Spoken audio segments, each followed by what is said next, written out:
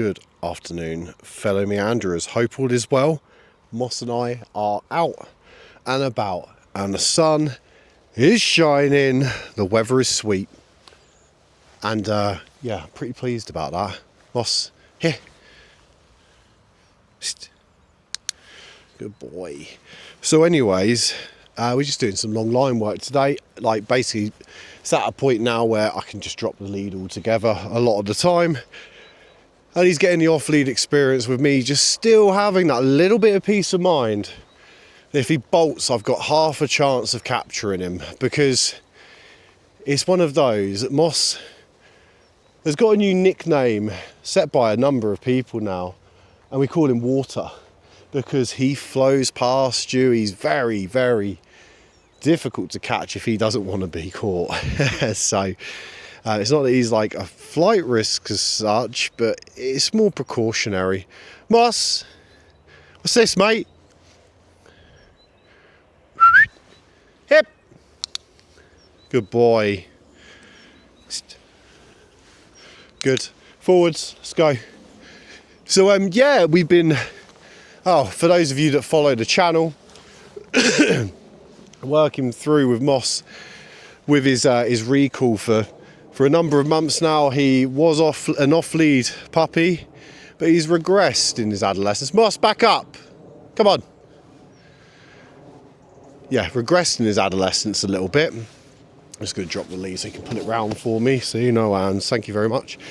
And yeah, he was switching his ears off from basically about 7 months onwards, just buggering off. I can hear a bird here. Just going to hold that across my fingers as opposed to holding it, so there's no like tension in that lead at all.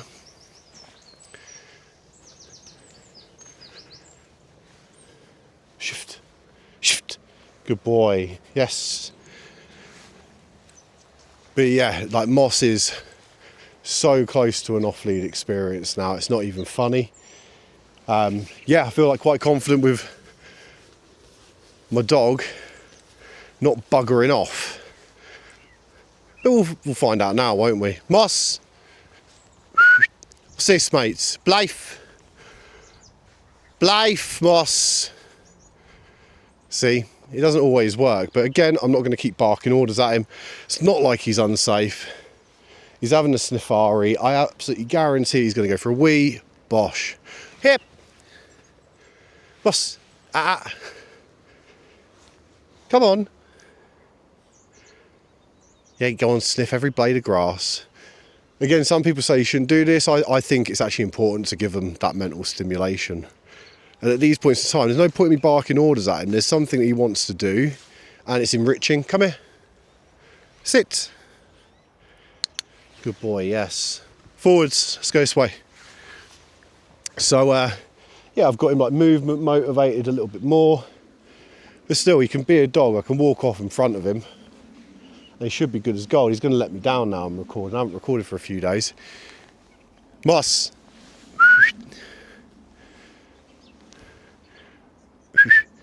What's this?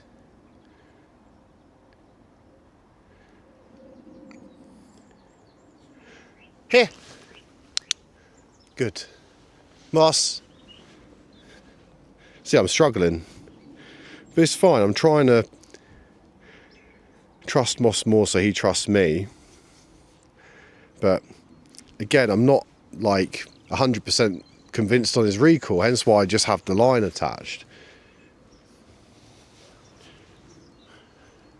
Let's see what he does here. Moss, this way. Good boy. Again, you've got to remember that when you're walking away, the silhouette is the back of your head, so turning around and facing them, it's basically, oh, well, you're giving me attention, mate, so. But get to a certain distance, put your arm in the air. He is quite engaged yet. Let's see what happens. I'm trying to talk a little bit quieter, so there's a distinction between Moss, back up, back. Back! Yes! So there's a distinction when I'm talking to you guys and when I'm actually talking to Moss, because it's a factor when you're narrating on camera. Like, sort of, I find that if I have quieter walks, the dog listens when I pipe up.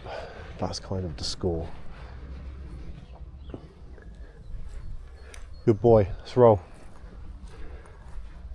Anyways, what we're going to do, we're just going to keep going through Oldham's Meadow here and then up into the coppice, and then maybe a bit further afield. Like, if I'm honest, I haven't managed to get Moss out for his walk today. It's nearly 2 o'clock. I don't know what he's got on a load of grass. Come on, mate. Yeah, because I had to go and do a few jobs and stuff, so, and yeah, it just took a little bit longer than expected to load a car. I couldn't quite believe it, to be honest.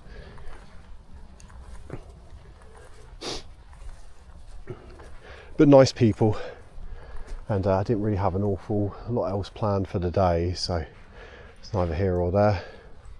Moss, what's this? What's this? Good boy. Just see some people coming, so I'm going to trot on into this field.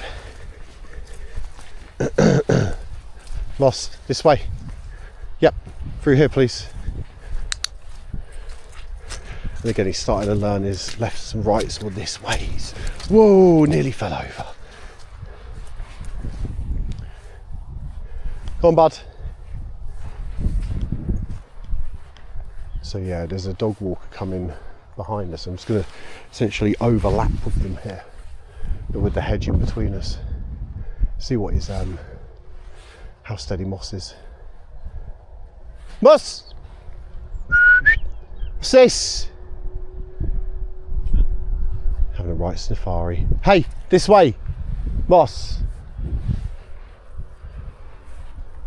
Right, don't go too far. Here! What's this? And then, like, once he's back to it, sit. Yes! Wait. Moss. Shift on. Good. Shift on. Shift. Shift. Good boy.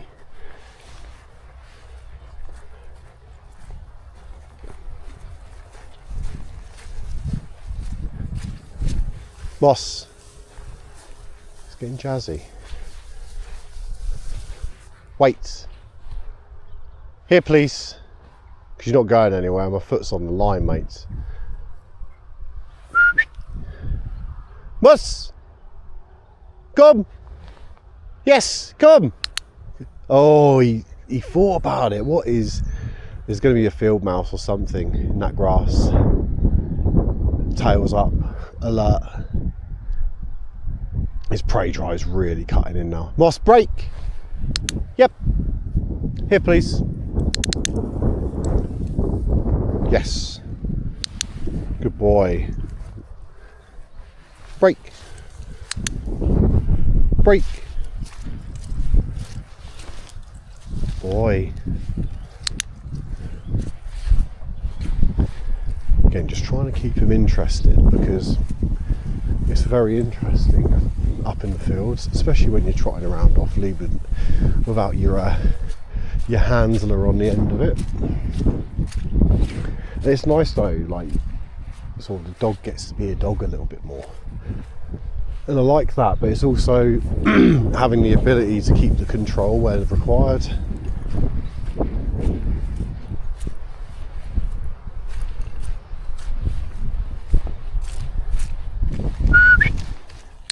Nice, yes, like the urgency there in the end.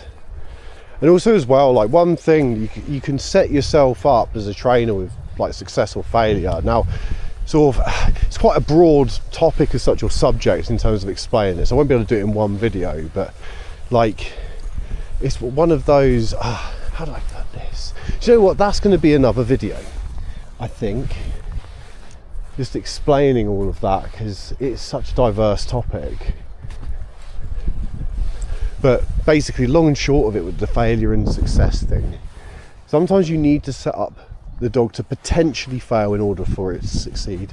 Sometimes as a handler, when you can see the imminent success, like for instance, what sort of brought me on to that exact moment there, he just started trotting back, and then I've called it and he sprinted back. So that's kind of what I want. When I recall my dog, I want the urgency, and it doesn't always happen. Mus, Blythe, Blythe, Moss, what's this? What's this? Hip, yes, yes. Good boy, wait.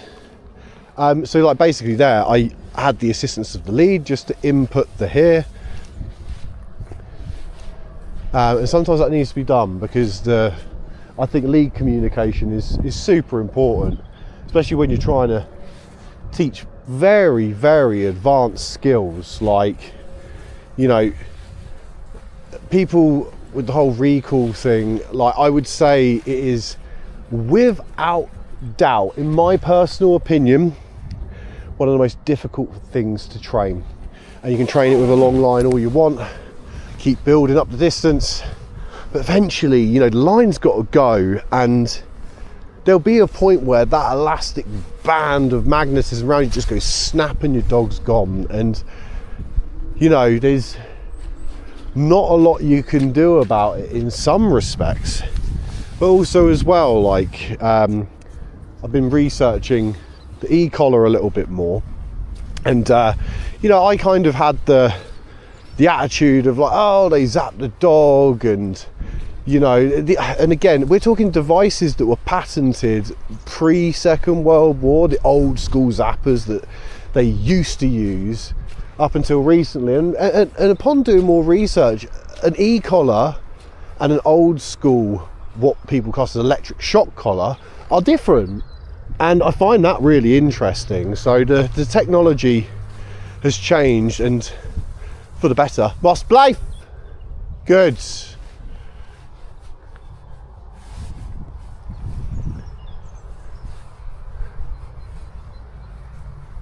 Moss, hip, yes, hip, come on.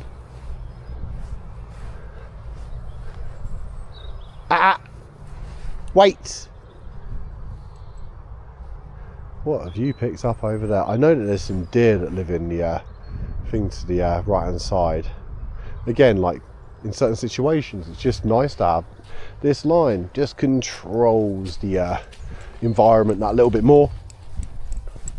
And again, going back to my point, sets your dog up for success, because he was about to fail, in my personal opinion.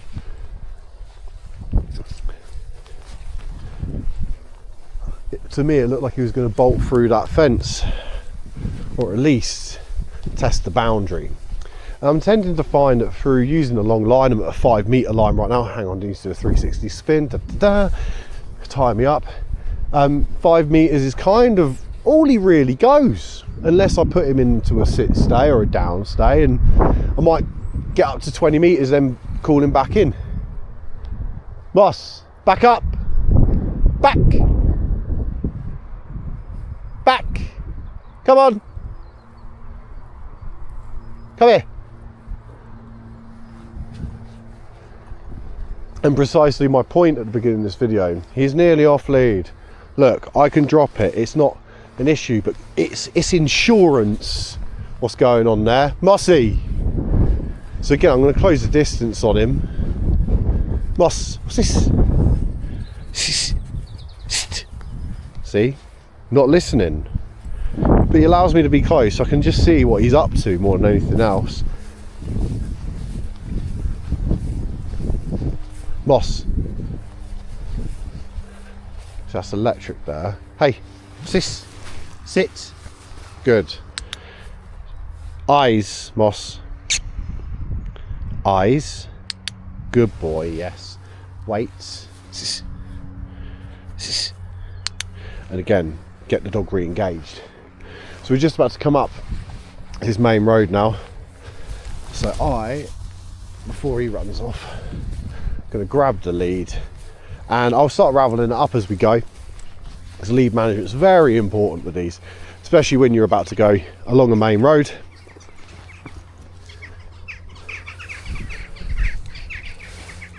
Boss, wait.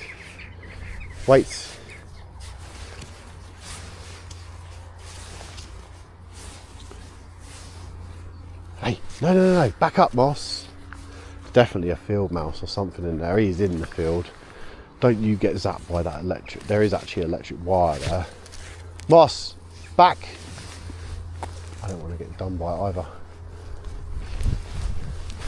Mossy, back, come. Gonna reel him in. Oh, I'm a live one. Gonna reel him in like a fish. Come on, Mossy. Good boy. What are you doing? Hey. So yeah, he's still a little bugger, right? Who can blame him? Like, buddy, running after field mice, I'd imagine being exceptionally fun for a terrier cross. Like, running after small animals is kind of what they do.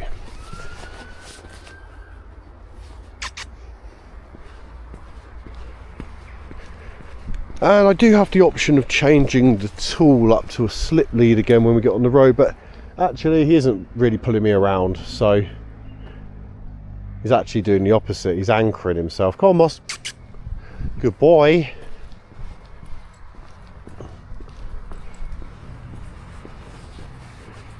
He's got a bit of something in his collar as well. I'll sort that out in a sec. Moss, Blythe. Good, wait. There you go. Leave it. And yeah, and sort of also with the recall and giving yourself the chance to succeed. Now, a lot of people have asked me, oh, you know, what's the benefit of speaking Dutch to your dog as well? And the thing is, though, sometimes, and again, you don't need to be bilingual to pull this off. Like, but I mean, I have different words that do the same thing. I have different English words that do the same thing. I have different Dutch words that do the same thing, or at least the intention of. And generally speaking, that is getting my dog to stand, like come back and sit in front of me, or sit by my side, you know, within the vicinity, depending on what command I've given. But generally speaking, the ultimate goal is recall. And you know what? I don't care what achieves it as long as it does. And again, I'd recommend this to anybody. Obviously build the sign language, then the verbal command, and then just keep topping up the skill set of your dog as you go along. Get more strings to his bow or her bow.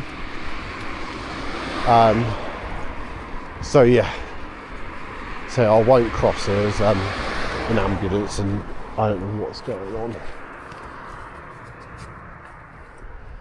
But yeah, again, going back to that point, you're destined to fail if you've only got one piece of obedience, for instance. If you have multiple pieces of obedience that serve almost the same purpose, you're putting yourself in a position basically where you can, yeah, like sort of like, be successful, because ultimately there are sometimes gaps or holes in our training. A particular verbal command that we thought was effective and maybe has been effective becomes null and void over time. I don't know whether anyone else finds this with their dogs. I don't know whether this is just my particular dog or breed, but it kind of goes off a word eventually. I've personally found that if I use the H word and the D word, dinner and hungry, hopefully you can hear that because he can't, just whispering that into the mic, then yeah, I only use those commands, well, initially 4 times a day, then 3, now 2. So, you know, sometimes less is more with certain practices. And again, if you do that particular practice around food and those important feeding times, then again you're really setting yourself up for success. And I've had it before when all of my recall has failed, straight up failed. And it's actually all about finding what motivates my dog the most. And I can tell you what, those meal times and the words associated with them are exceptionally motivating, and rightly bloody so, because, you know, if you are in that position of being famished, you're gonna be good boy. And also as well, it's one of those where, you know, when I train him, he's not ever starving, but I make sure that he might be a little bit hungry. It's an opportunity. Training around mealtime is super important.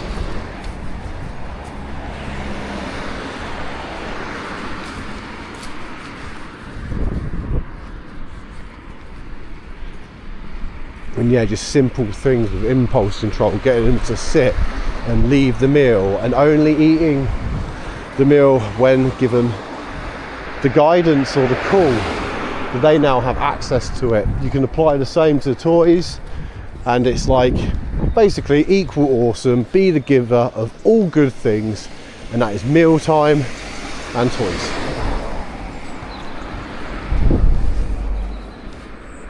Yeah, having free access to like a bowl on the ground so they can just eat when they like, and a toy box, which I think we're all guilty of probably having one. I still have a toy box, but actually I recommend that you have a special toy that isn't in the toy box if you're gonna have one, because ultimately, you know, one toy isn't enough to keep a dog occupied in its downtime to soothe itself. So I think multiple toys is super important for them to have access to at all times, but you've got to find out what the toy is, the special items or special items, and then you have a motivated dog. One old school trainer a number of months ago now advised me to have a toy that I only take out on walks with me, and I did it for a bit, to be fair, and come to mention it, I haven't really done much since with that. So I don't carry a big bag with me anymore, or well, a small bag enough. I've literally just got my pockets, and then like treat pouch and poo bags are just hanging off of my belt.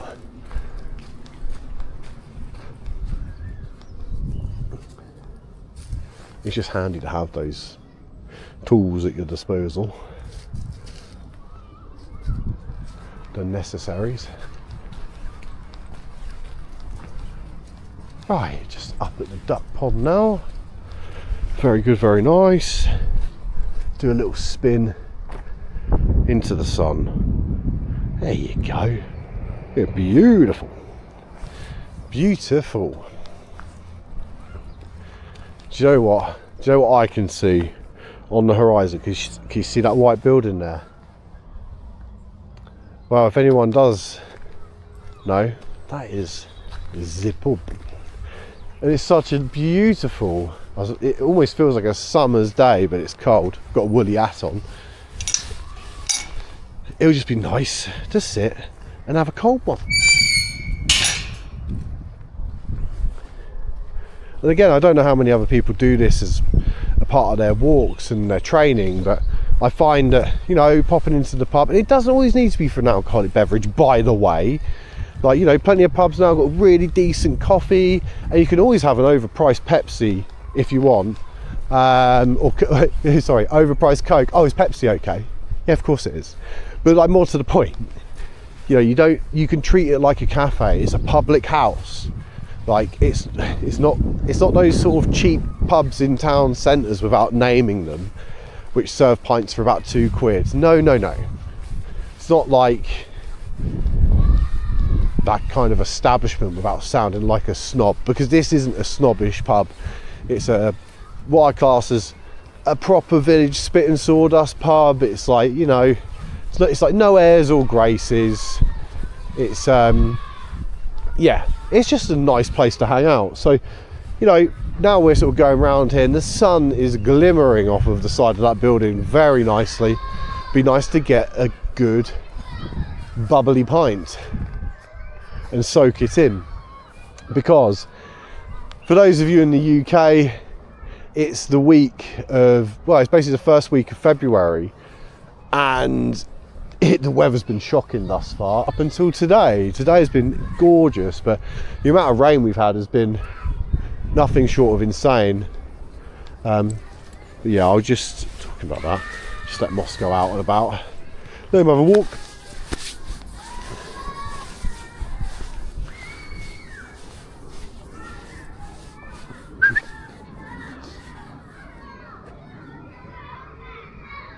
Fella, hey, come.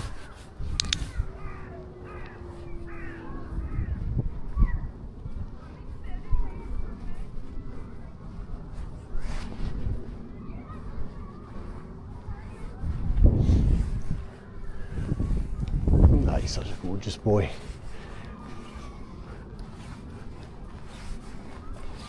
Yeah, I just love seeing him just be a dog. Doing his thing.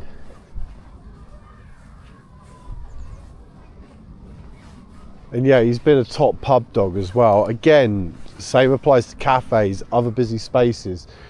But your dog is only as good as where you go and where you take them. Exposure. Now, there's lots of people that have reactive dogs and so on and so forth. And it's like, when you say exposure, it almost sounds harsh.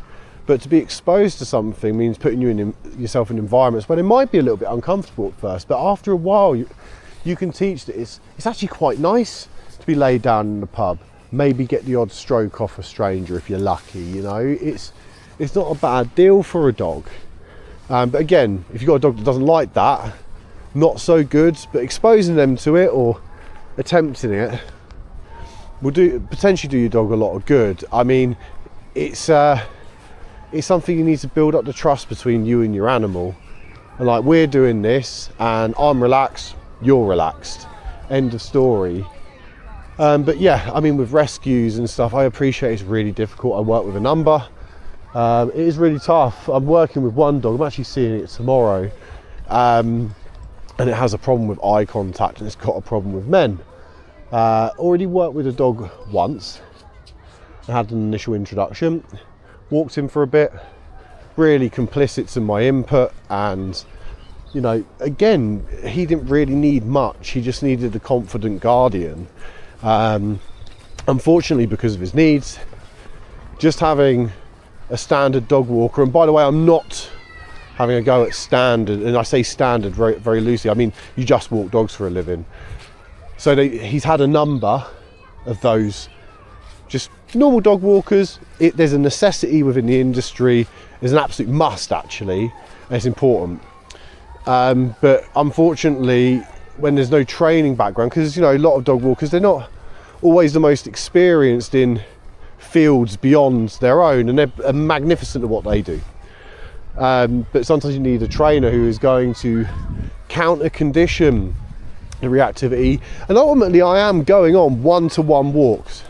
But it's one-to-one training walk, and it's all about, again, exposure and just a correct amount of guidance to ensure the dog remains safe, knows what they're doing, and ultimately one of the reasons why we have reactive dogs is because we have dogs that are confused or had an experience which was just not so nice. I've heard some proper horror stories over the time. Yeah, it's crazy. It is crazy. Very, very sad. And again, I think that could be an episode in its own right, as well as how to train your dog to succeed and give them the opportunity to fail. Because ultimately, we know, even as human beings, you know, your life's a test. Especially when you're in, like, you're a student, you're a kid, like, it's a test. You know, some people are better at some things than others. Some kids need different communication style to others, teaching style, in order to get the right results. And the same applies to dogs. It's not quite as diverse, shall we say, but you know, certain dogs learn in different ways and are motivated by different things. And that is actually to do with more a particular breed type. And we have many of those, as we've discussed before. We've got everything from these little buggers, terriers. Moss, back up. This way, please. Come on. You know, through to your gun dogs and all sorts of good stuff. So anyways, that's another episode in its own right. You can have multiple episodes talking about the breed types and what to expect from them, what they were bred to do. And I think ultimately, when anyone is taking on the ownership or custodianship of a dog, they need to understand what they're getting themselves into. Because you hear of so many people, like, you know, buying something like a spaniel. Spaniels are gorgeous, and then realizing that their training needs are exceptionally high. And one dog that I'm actually finding particularly troublesome at the moment, I speak to a lot of owners about this as well, the cockapoo. Now, lovely looking dogs, apparently hypoallergenic, but the more I read into it, apparently that's complete BS. But again, I'm not completely read up on the matter. But from the rescue centre that I work at, they have a list of dogs that come in or are potentially going to come in. This particular rescue does not accept any dogs with bite history. And would you believe that many of those dogs were cockapoos? Now, that's not necessarily because cockapoos are nasty, but you've got to remember, and if you don't know, you need to look into it, that poodles and spaniels, especially cocker spaniels, they're working breeds and they have a lot of drive. And basically, if you don't harness that, you're in trouble. Really, really big trouble if you don't harness that and keep them engaged. Same applies to dogs like Moss. If I don't keep him engaged, he is a ruddy nightmare. Like he can have time just doing what he's doing now. In fact, there's actually bad oxygenation in there. Go on. Oh God, my shoes are soaked.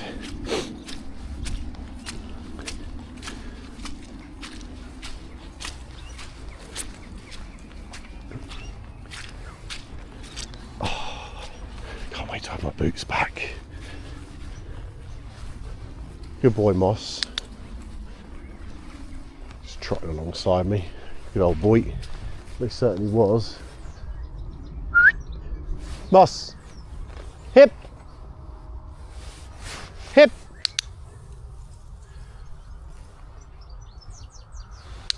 Good boy. Break. But yeah, so I've actually got a cockapoo I'm working with next week, which I'm excited to work with a little bit more, because yeah, I'm intrigued, because this particular dog has some put it this way, if we don't get the obedience trained now, this dog is going to be screwed for life. 12 months old, a year old. 12 months old, year old, went to puppy training and school up until July last year, so there's been a big gap in his training. Moss, what's this? Break. Hey, leave that. Break. Drop. Leave it. Drop. Yes, drop it. Shift. Shift. Good boy. Shift. Drop.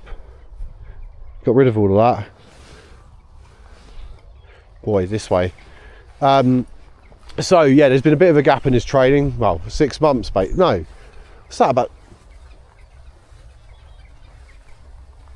7 months. 7 months, nearly 8 months. So he hasn't really been to school since his absolute foundationals. Moss. Hey, what's this, bud? Here. Good boy. Yes. Right, I'm just going to ravel this up a bit to get through this gate. So yeah, that one's going to be difficult to work with. Like I said, I'm back with Ghost tomorrow. It'll be lovely. And again, like with that dog, where other dog walkers, they wouldn't take him on because of his needs as well. And yeah, they didn't even understand the muzzle part of things. And I think, again, I've said this before, you're completely not a badass if you have your dog muzzle trained. You're keeping everyone safe, you're keeping the dog safe, and it's not going to be unnecessarily euthanized when we can. Oh shite, I need to jump. 3, 2, pull me through, Moss. Yes, that's working together, boy. Didn't even realise. There we go. But yeah, again, set of needs an actual trainer to walk with them. So get to the point where the owners can look after them a bit better and be a little bit less concerned. And just, yeah, make the dog happier and fundamentally more neutral.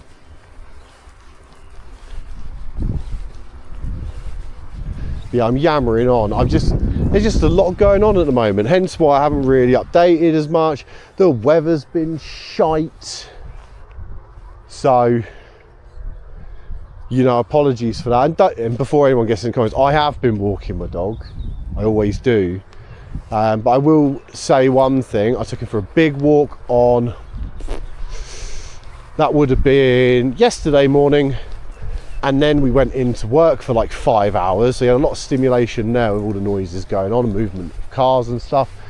And then got home, it was like 7 o'clock, and he's only just eating his dinner. It's a bloody good job that I took a frozen Kong with me with some of his dinner, so I knew that he wasn't going hungry. Again, this is the thing when you're self-employed and you take your dog to work with you, you need to consider their needs. If things don't go to plan, you know, if you work a 9 to 5, you work a 9 to 5 unless you take on extra time.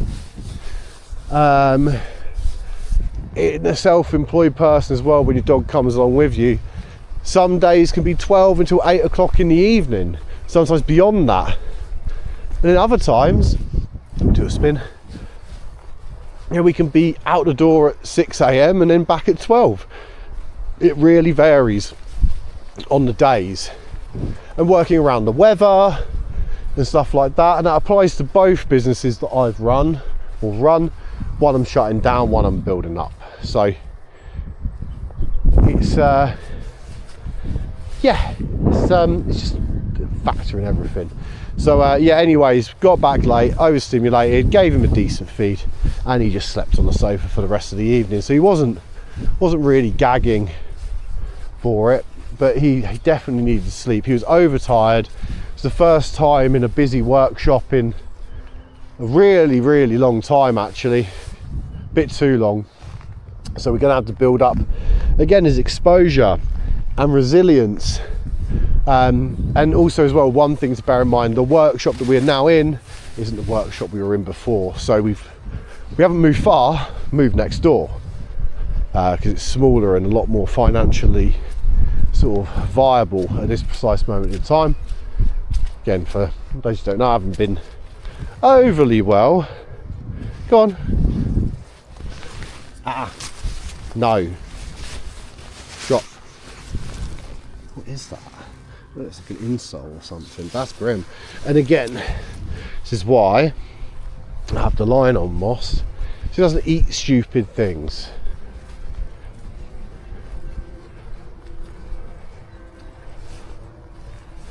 Oh, where was I? I've just been babbling, haven't I, to be fair? Oh, to be fair, hey, let's do this. Do some housekeeping. If you haven't already, please like, subscribe, tap that bell. Really appreciate it. Doesn't cost anything. Moss and I would, yeah, love to keep creating more content like this and enjoying ourselves and just being little sausages.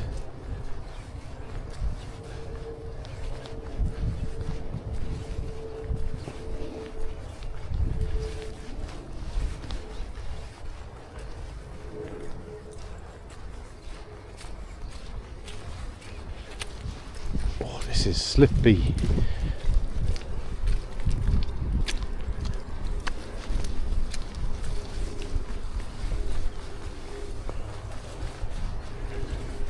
And breathe. Sorry, when I start talking, it sometimes just gets out of hand. Some people love it, some people hate it, I guess. I mean, better than saying fuck all, isn't it, I guess, like on a video. I hope some of it's been informative. Yeah, get down in the comments. Depending on sort of what you want to see more. Ross, Blythe, good boy, sis.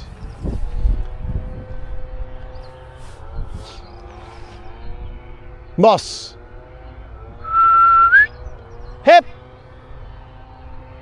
hey, yes, hip, no, hip.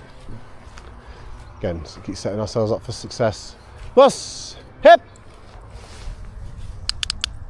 good boy, yes. Like I said, it isn't necessarily that he was being unsafe there, but it's like, well, he may have been actually, that he keeps running over to, so obviously something in that bush, but could be potentially unsafe. So again, this little beauty, or long beauty in my hands, black beauty,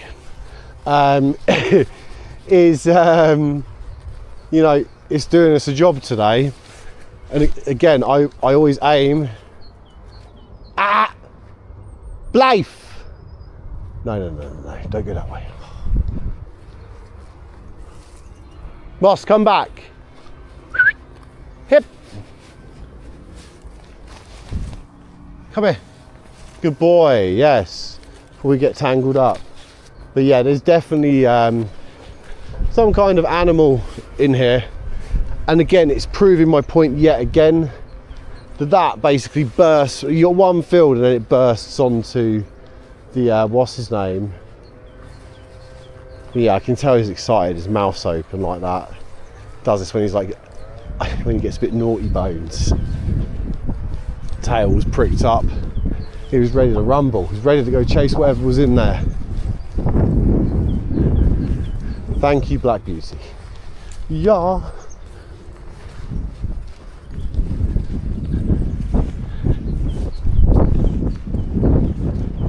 And yeah, Black Beauty is, she's from China, and didn't cost an awful lot of money at all. But I think when you've got a long line, again, if you've got a bigger breed, you need a more manly or strong line, not manly, a more strong line. And that before anyone cancels me. But yeah, you would need a stronger line. But for littler dogs, it's not such a big issue. And also as well, from AliExpress and some of the Chinese websites, you can get perfectly decent leads, perfectly decent ones. I think this one cost around about £3. And if you went to Pets at Home, probably be given at least a tenner, I'd imagine, for what is, you know, it's substandard quality. It's not incredible. Wait.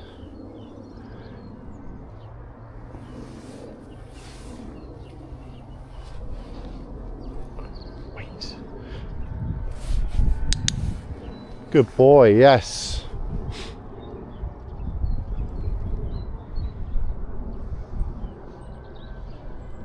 Hey, you can come past if you want. Yeah, no, I'm just training him not to run after dogs. Right. Heel. I let him observe from a distance. He was over socialised as a puppy, you see.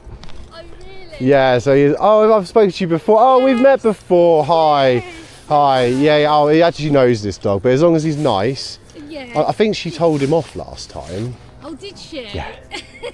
Yeah. Yeah, good telling off that is, darling. Oh, is it? Yeah, because it's like, for dogs, it's rude to go nose to nose like that. Oh, is it? It's muzzle to muzzle, like side to side, where it's nice, you know, when they shape alongside each other. Yeah. That's good, but if they go face to face, it's dominance. So he's gone up, he's gone up to her, she stood there, and she's like, oh. Oh, Yeah, just a bit of body language stuff. I find that she barks at other dogs. Yeah. Or tries to get my attention when I'm talking. Yeah. It totally depends. I mean, like, he does the same when he's like antsy, he's a bit bored, he'll bark or something. But for a Jack Russell, he's not that like yappy at all, in all fairness. But again, like these socializations at distance, a little bit, it's like it's good for him because he knows that like that isn't exciting, if that makes sense. Because I want my dog to be like calm, not an absolute chaotic little hooligan, which he most definitely is. Well, he has tendencies. Like, he's been good as gold. Good boy, Mars. Have a lovely walk. Take care.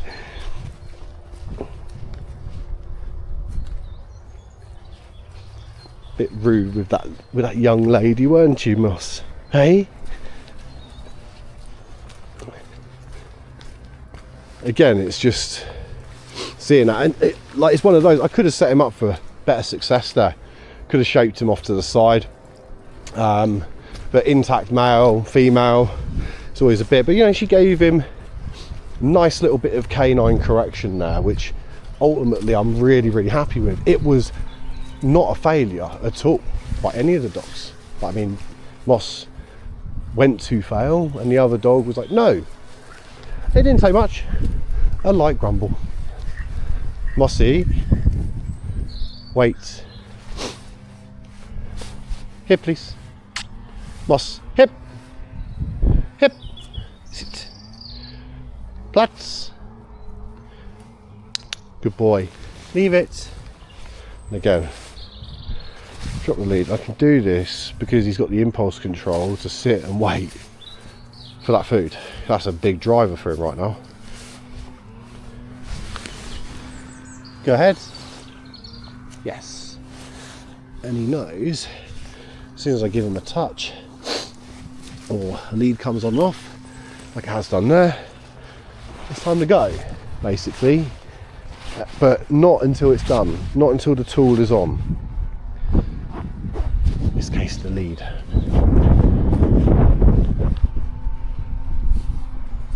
I'm actually very happy with how that's fitted. Good boy. Doesn't need to be overly tight today. It's really just popping stuff up, but needs to be still not the best. It's given me enough input. Shake it off, little buddy. Heel, Moss. Moss. Good boy. Yes, wait.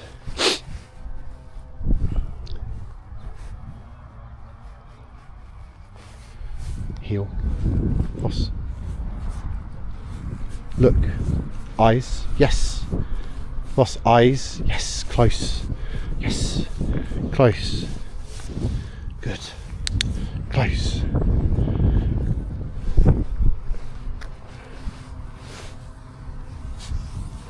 Let him be a dog for a second. See how much tension he allows to put on. And again, this is something that I need to bear in mind as well, not to have it sustained. I don't want it to be uncomfortable. And when I don't want it sustained, I don't want it to not mean anything.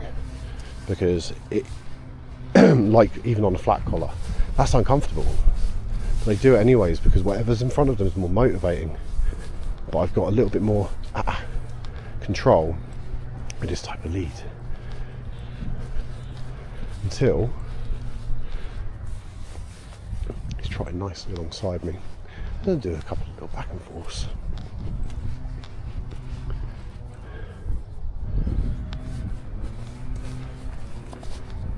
As soon as he bolts off, turn the other way. Hard turn into the nose, good boy.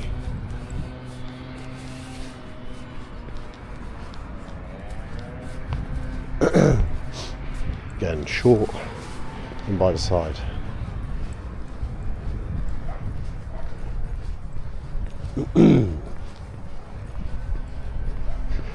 And this all, the input is going up as opposed to back. So that creates opposition reflex.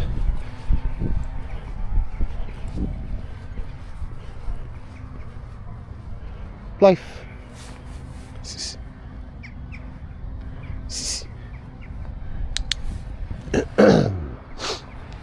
Good boy, Moss. Come. Hey, my pace.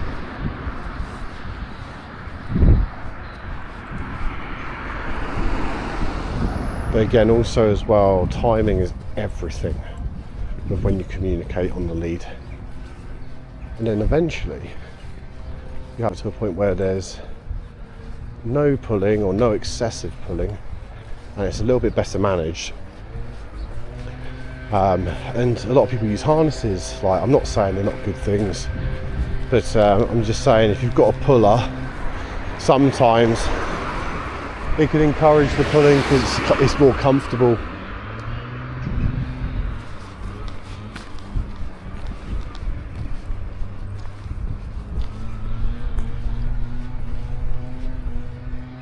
Moss.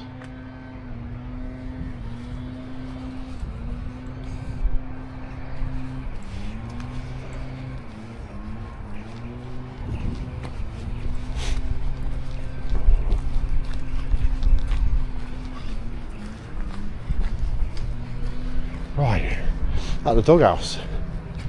Right, Moss.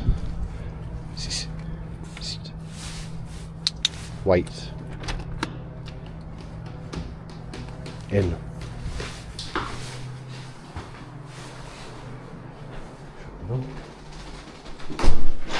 Moss, sit. Good boy. Easy. Got him in an air chamber basically. Take the boots off. And here we enter the pub. Right, Moss. Sit. Sit. Moss, sit. Good boy. Wait. In. Wait. Moss. Wait. Good boy. Anyways, keep on meandering. Stay positive. And much love.